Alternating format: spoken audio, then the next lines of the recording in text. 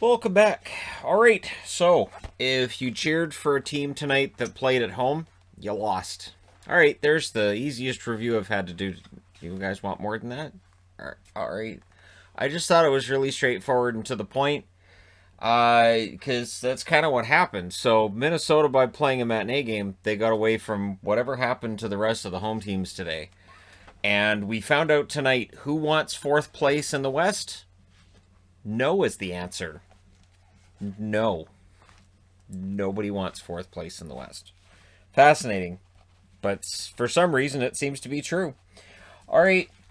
We'll start off with Calgary and the Montreal Canadiens. And for the Flames, the desperation is there. It's finally there in their play. And I know if you're a Flames fan, you're probably like, man, where was this a month ago? Agreed. I understand. Coming from somebody who would like to see the former Canucks who went to Calgary, have something to play for the next month. It is, frustrating to see them fall so far out that they really kind of have to run the table against Montreal and then get help because Montreal has games in hand, right? But there was a crossbar for Josh Anderson early. Allen then stopped a chance for Mangiapane. The shots were 5-2 for the Flames, and then on the sixth shot, it goes in. Hannafin from Kachuk, and that's at 3:58. So Anderson gets that crossbar, and then it's all Flames after that. The Flames absolutely taking control, even though it's in Montreal. Flames press at 8.5 minutes. Great start. The Flames' biggest problem all season? The starts. The starts to their games have just been really, really poor. Not tonight. Desperate Flames. The Habs get hemmed in with 7 minutes left. The Habs would get a power play. That was killed off. And then after the penalty kill was done, the Flames had their share of chances again. So we go to the second period. It's only 1-0, but it feels like it should be more than that. Giordano scores at 29 seconds from Tanev and Lindholm. So 29 seconds into the second period, it is more than 1-0. It's 2-0 in favor of the Flames. There was a post for the Habs shortly thereafter, so that's a crossbar and a post. The Flames weren't really giving the Habs much room in the second period after that. And if Markstrom can see it, he's going to stop it. Or his posts will, right? So Markstrom, if he's not dealing with a bunch of traffic, he's probably going to make the save. The Flames' fourth line pressed at the half. The puck then went the other way, and Kulak gets a goal from Drouin and Anderson at 10:55. That's his first goal in 95 games and over 2 calendar years since his last goal. So it's been a while. Ritchie then had a near miss with 7 minutes left. Tatar had a chance. He was denied by Markstrom. The Habs would get a power play with 1 minute left. So that leans over into the third period. The Flames, they killed off the rest of that. They also had some early chances afterwards. They get a power play. And then their power play got no shots. So that was their only power play in the game. And it was held with 0 shots. Shot blocking at one end of the ice by Romanov and at the other end of the ice by Tanev. And all is well in the world with those two guys blocking shots. Allen then denied a Goudreau on a break. And then there's a turnover. There's a turnover in the Montreal end, and it's Levo with his 5th of the year from 12:49. And you're welcome from Vancouver for Josh Levo. Habs then pressed with 6 minutes left. They would also pull the goalie with 3 minutes left. What does that allow? It allows Monahan to get the empty netter from Tanev at 18 minutes and 50 seconds. And so Calgary wins this game 4-1. They go to 19-21-3. Montreal drops to 18-13-9. The shots 12-8 in the first in favor of Calgary, 13-10 Calgary in the second, and in the third, both teams had 9 shots. Final shots 34-27 for Calgary, who played an excellent road game. Power plays, Calgary 0 for 1, Montreal 0 for 2. Markstrom saved 26 out of 27, seems to be rounding into form, and Allen saves 30 out of 33. So for Calgary, they keep that faint playoff hope alive, and we'll see what happens. They've still got, 4 more games against Montreal? So again, they have to run the table there and then get help from other teams, but they got the first one done. So yeah, I'm not going to rule out the others. Not yet, anyways. Next up, Ottawa. The Sens tonight wearing their reverse retros, and I had a feeling they were going to win this, even though, last night I wore the Jets jersey for the preview, because I was like, well, the Jets should win this, but man, it felt like this might be a game that goes against Winnipeg. Bernard Docker was playing with Chabot to start the game. He would also play with, I believe it was Mete he was paired with in the third. Bernard Docker, very good first pass, very composed out there, and really didn't look like a rookie. So that's the best compliment you can give to a rookie defenseman is he looked fine to me. He didn't look like a rookie defenseman. Nick Paul scores from Chabot at 1 minute and 19 seconds. So that's an ouch. Laurent Brossoit in net. And so you look at this and you go, well, okay, I hope Brossoit settles this down. He does. Scheifele would then answer from Ehlers and Pionk at 324. So for Nick Ehlers, that's 300 career points. Nick Ehlers, I'm a huge fan. Anybody who watches this channel knows Nick Ehlers is one of my favorites. And this also is the 105th game of a goalless drought for DeMello, which is the longest in the NHL right now, I do believe. And I put that on the board thinking, well, if he scores, it's noteworthy. He didn't get a goal. There was a press by the Sens at 5.5 minutes. The Jets had a 2-on-1 that misfired. Murray covers the shot from Logan Stanley. That's right, Matt Murray's back in net. The Senators get a power play. That was a no. There were then too many Sens on the ice, so the Jets get a late power play, which led to a shorthanded chance for Formenton. So Ottawa, dangerous on the penalty kill. You got to watch them. Second period. There was a post for Stützle. The Sens pressed after that. Tkachuk then with his steal. Brossoit makes the save there. Lewis had a chance which was blocked. Brossoit really, really sharp in that second period and sharp the rest of the first period after that first goal goes in. Late power play for the Senators. That was also a no. Brandstrom had a chance that was saved. And then in the last moments, the Sens had some chances as well. So it's 1-1 going into the third period, and this really feels like it could go either way. Early on, the Jets have a power play. Murray saves a chance from Kopp, but that power play would be successful, and it's Perreault scoring from Kopp and Dubois at 2:07. So Matthew Perreault, that is his 9th goal of the season. Not too shabby, and it was wired top shelf, so not really much chance for Murray on that one. Senators tried to answer. The Jets cleared it out. Murray stops a chance for Connor. Connor was kind of quiet tonight through most of the game. Game had opened up. There was chances both ways. There was a power play then for the Senators. It ends up with one shot. Now, Winnipeg shorthanded had one shot that goes in, and it's Lewis with the shorthanded goal from Thompson at 9:39. That made it 3-1 for Winnipeg. And at that stage, I'm going, Winnipeg blowing a 2-goal lead in the third period against an Ottawa team that beat them last time out? Probably not going to happen. Batherson had a chance. It was stopped. Scheifele was denied at the other end. Ehlers had a chance on a turnover, which was also stopped. The Jets get a late power play. It then becomes a 4-on-4.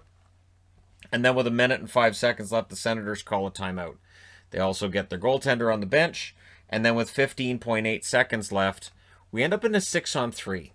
So there's a power play for the Senators, and then it becomes a 6-on-3 because, of course, they've pulled the goalie, which is rare. It's very rare you get the 6-on-3, and I'm trying to remember the last time it happened, and they didn't. I think it was Arizona last year didn't score on a 6-on-3. I seem to remember it being the Coyotes, which was ridiculous. But in this case, 6-on-3, the Senators do score. Norris from Chabot and Brown at 1950. So Connor Brown's goal-scoring streak is over. His point-scoring streak is still alive. But that's as close as the Sens get. They lose this one 3-2. The Jets go to 26-14-3. The Senators drop to 14-26-4. The shots in this one, 11-9 in favor of Winnipeg in the first, 10-9 Ottawa in the second, 15-10 Winnipeg in the third. Final shots 35-29 for the Jets, who bounced back after their last game. Power plays, Winnipeg 1 for 3, Ottawa 1 for 5. Brossoit saves 27 out of 29, ended up having a very good game. And Murray was pretty good too, 32 saves on 35 shots. Not too shabby for him. Bring his save percentage up at least a little bit after this game. And, entertaining game all around. All right, moving along. Colorado. So, this game's kind of a tale of two games. Colorado being fantastic, and then St. Louis almost did it, right? St. Louis almost had the comeback. So St. Louis comes into this game with a 3-game winning streak. They do have the inside track on 4th place because nobody else seems to want it. And so they're still favorites, even though tonight's result doesn't necessarily go their way. So there was a post for Bozak behind Dubnyk. So today, of course, Grubauer ends up on the COVID-19 protocol list, meaning Dubnyk's going to be your starter and Johansson's going to be the backup for probably, I'm going to say, the next 10 days. Probably the next 10 days. Dangerous rebound. The Blues would press, but they weren't getting a lot of shots. The shots were 4-1 for the Avs 7 minutes into this. Dunn had a chance to shot wide. The Blues would press again, but the goal is Colorado's. Belmar from O'Brien and Comfort at 10:28. So the fourth line for the Avs was playing like the fourth line for the Islanders tonight. Power play then for the Blues. It's unsuccessful. However, Dunn would score from Bozak at 15:23. So, yeah. Blaine then had a chance that went in after the whistle. So if it's after the whistle, doesn't count. Perron put that one in. Dubnyk didn't have the puck under him, but the referee lost sight, so no goal. Referee loses sight of the puck, blows the whistle. Doesn't matter if the puck's loose and they put it in the net. I believe it was Blaine's shot. Dubnyk thought he had it covered. He didn't, and then Perron puts it in. Still, it's no goal. So it's 1-1 after one. Second period, the Avs get the early pressure, and they score. It's Comfort. So that fourth line again. O'Brien and Timmins with the assists at 2:52. So the Avs would take their first lead. Blues did try to answer. Dubnyk stopped a chance from Shen. We get a power play from the Avs, and they score on it. It's Rantanen from Makar and McKinnon at 5:17. So that made it 3-1. And then Saad, 6 minutes after that, he scores to make it 4-1 from Jost and Rantanen at 11:17. So the Avs are in full control. They had a really good period of play. I don't know that there's much chance for Binnington on any of those goals for Colorado. The Avs draw a power play. We then get 45 seconds of 4-on-4 play, and everything gets killed off. You go back to 5-on-5. Schwartz then had a chance to missed high late in the second period, so we go to the third. It's 4-1 in favor of Colorado. But to their credit, St. Louis did not quit. Dubnyk stops a Schwartz chance early on. The Blues would press at 2.5 minutes, and then the Avs top line pressed right back at the 4-minute mark. And then Kyrou, and I put right on the board here, Kyrou's been dangerous. Kyrou had a lot of opportunities. He hasn't had a goal in a while, but he had opportunities. And then he gets a primary assist on a goal by Hoffman from Kyrou and Krug at 5:55. So they reviewed it because initially on the ice, they didn't call it as a goal, but it went in off of Dubnyk's back. So they were like, well, you know, if the goal is off, if the net is off, and I'm yapping at my TV, it wouldn't matter because he put it off himself. So since he put it off and the puck's going in off of him, even if the net's dislodged, you can argue good goal there. So yeah, that goal counts, and it definitely gave the Blues some real life here. Momentum shifted. Girard then denied a goal. So Sam Girard with a nice save, but the Blues end up with a power play shortly thereafter. The Blues pressed after the power play ended. So the power play didn't score, but the momentum didn't shift back to Colorado either. There was a too many men call with 6:55 left. The Avs get a power play. To the Blues' credit, excellent penalty kill. They killed that off, and then they pressed after that. Power play for the Blues with 4 minutes left. So what do? They pull the goaltender. They go to 6-on-4. 6-on-4, they do score the goal. It's Hoffman from Perron and Tarasenko at 16:44. They pull the goalie again with 2:32 left. They're unable to get any closer. So for the St. Louis Blues, they get close. One goal, but 4-3 is your final. The Avs get their 30th win of the season. They're 39-4. St. Louis drops to 19-17-6 with the loss. Shots in this one, 10-8 Colorado in the first, 14-11 Colorado in the second. In the third, St. Louis outshoots them 15-4. Final shots 34-28 in favor of the Blues. Power plays, Colorado 1 for 3. St. Louis is listed at 2 for 4. So the Dunn goal is a power play goal. I didn't put it as that on the board. Dubnyk 31 saves on 34 shots. Binnington 24 saves on 28 shots. And for Colorado, they're just plugging away. And it looks like it's going to come down to them or Vegas, who's going to win the division. All right, let's go ahead and change boards and talk about the other two games from tonight. Okay, Vegas and LA. This was a game I had to just kind of, at some point, just tune it out and say, yeah, this is done. This is the one game tonight that I kind of did that with, where I said, all right, so this is over then. For the Kings, they'll be glad not to see Vegas again. That's how it works. Reverse retro for the Kings. I was really hoping they'd win because I was like, then I get to wear the Purple Kings jersey for the review. That'd be fun. Nope. Nope. Reverse retros tonight. 0 for 2. Vegas gets an early power play. Quick denied Stone. That was killed off. Vegas was pressing and Quick was being tested, and he failed this test. No sec scores from Martinez and set at 7:18, and that was on a 2-on-1. So that's understandable. The shots were 5-2 for Vegas at 9 minutes, so they were putting pressure on. And then they score. It's Tuck from Janmark and Nosek at 11:04.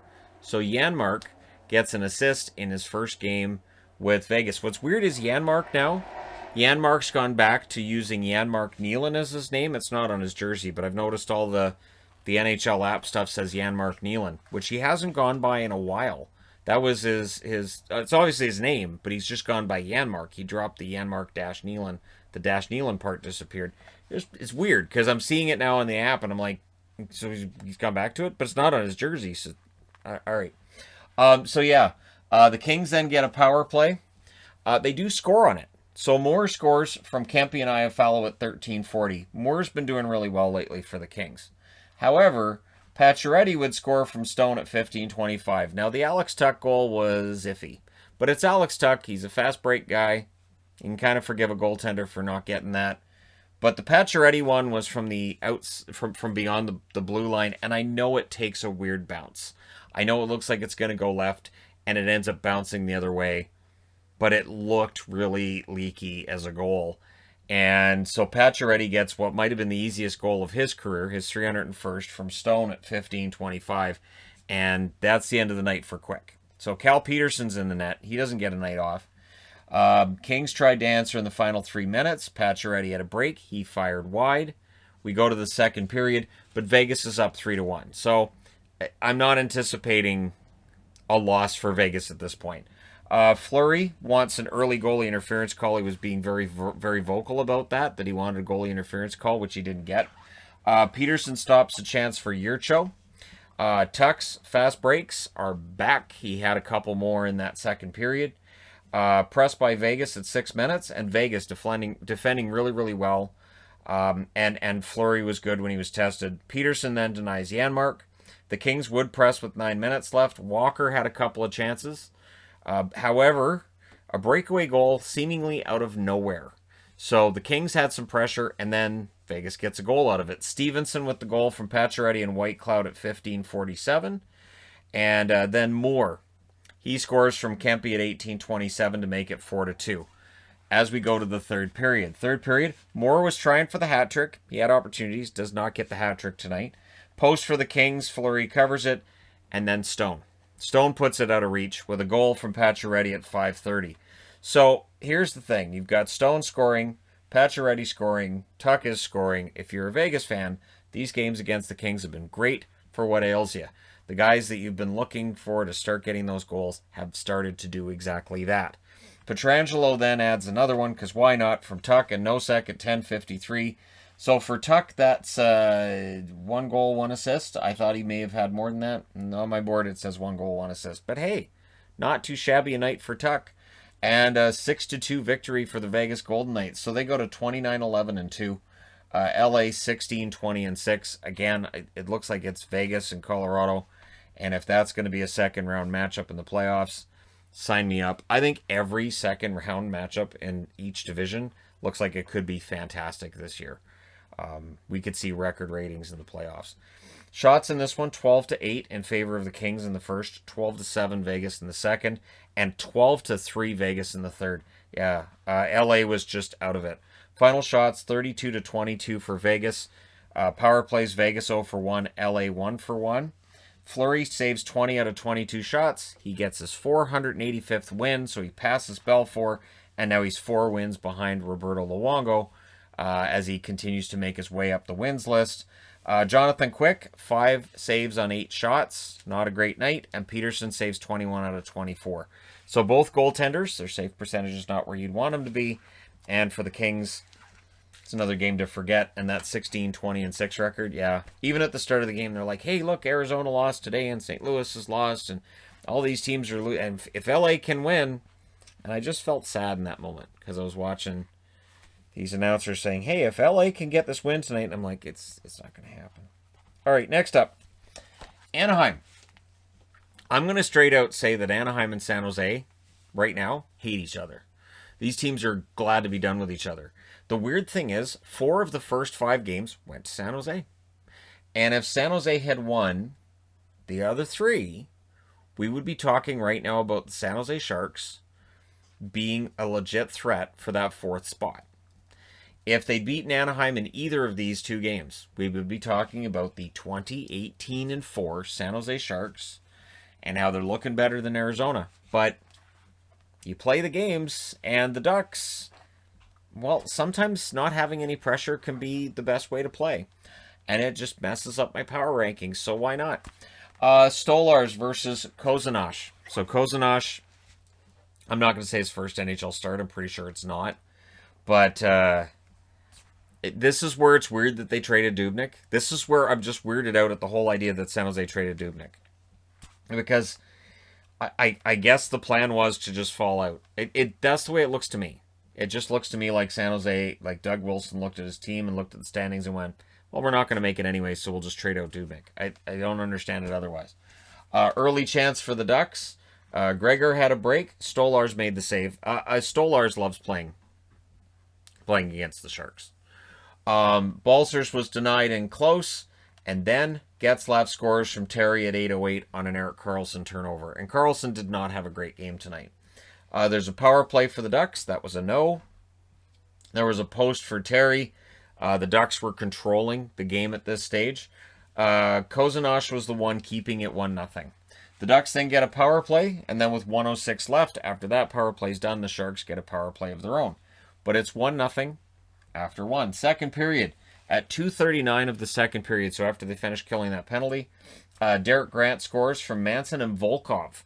So Volkov, as predicted, he gets out of Tampa, and suddenly he's scoring goals and points, because that's what everybody does when they leave Tampa. Sharks get a power, and that actually went off Grant's leg and in. They all count. Sharks get a power play. It is unsuccessful. Stolars would deny Balcers, so Rudolph Balcers getting opportunities tonight, but Stolars just doesn't allow goals, apparently, against the Sharks. Sharks press at 9 minutes. The Ducks then had a 2-on-1, which was stolen by Ferraro. I think it was Terry that was out there, and he was kind of gassed. But still, nice steal by Ferraro.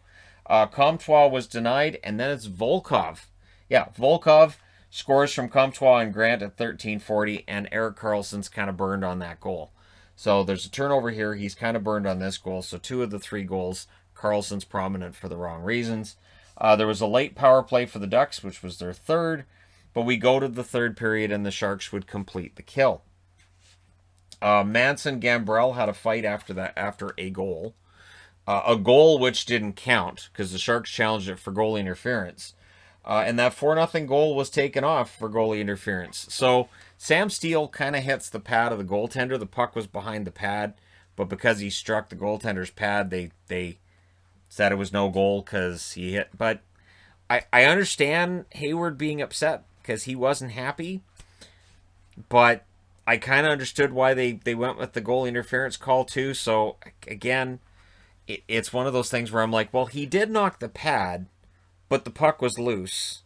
And I'm not sure what else Sam Steele would have done there. I'm not sure how else Sam Steele would have scored that goal. But it doesn't count. So no harm, no foul in the end. There was some line juggling by the Sharks after that because Bob Bugner saw things were not working. Stolars, as I said, loves playing against San Jose. Terry and Shimmick kind of had a fight. I don't think Terry actually dropped his gloves. I think he was still holding his stick, actually. So Shimmick kind of jumped him, and it wasn't the first time that a Shark tried jumping one of the Ducks players.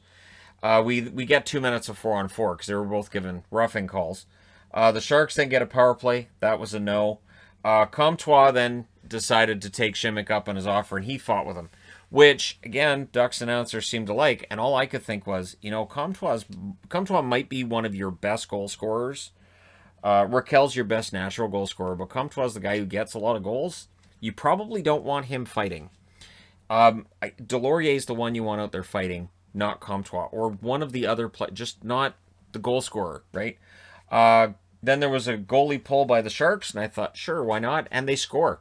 Eric Carlson from Meyer and Burns at 1744, so that makes you feel a little better about the miscues in this game and him getting burned. So he does get a goal. That's his 5th of the season. And then with 1:39 left, the Sharks call a timeout, and of course they're going to, pull the goalie again. However, Grant had a chance for an empty netter, and Kane just grabbed his stick, so Grant went, fine, have it. And, for referees, he's one guy just throwing away another player's stick. That's a holding the stick penalty. That's an automatic. So with 1:20 left, the Ducks get a power play, and what was a very hotly contested game. Silverberg scores the power play marker from Shattenkirk and Fowler at 19:30. So this was an ugly game. It ended up being a very ugly game. And I've said before that even if you're watching a game between two California teams that are nowhere near the playoffs, they hate each other, you will enjoy it. Anaheim wins this one 4-1. They go to 14-23-7. The Sharks drop to 18-20-4. It's done for them. I believe the Ducks are officially eliminated from the playoffs. No surprise there. Your shots in this one: 11-6 Anaheim in the first, 11-9 San Jose in the second, 11-7 San Jose in the third. Final shots 28-27 for San Jose, which does not tell you how this game was. Power plays: Anaheim 1 for 4, San Jose 0 for 3. Stolarz 27 saves on 28 shots. He allows one goal out of, let's see, so it's 46, 28, so 74 shots. It's not too bad. And Kozanosh 23 saves on 26 shots. He was okay. He was. And I'm not saying that Dubnyk would have saved more than that, but it is still weird to me that they traded their veteran backup when they were still in the hunt. So anyways, let me know your thoughts in the comment section below as always. Don't forget to hit like and subscribe if you're browsing your way through. You just happened upon this video. Thank you guys so much for watching, for all your support. I will talk to you again soon.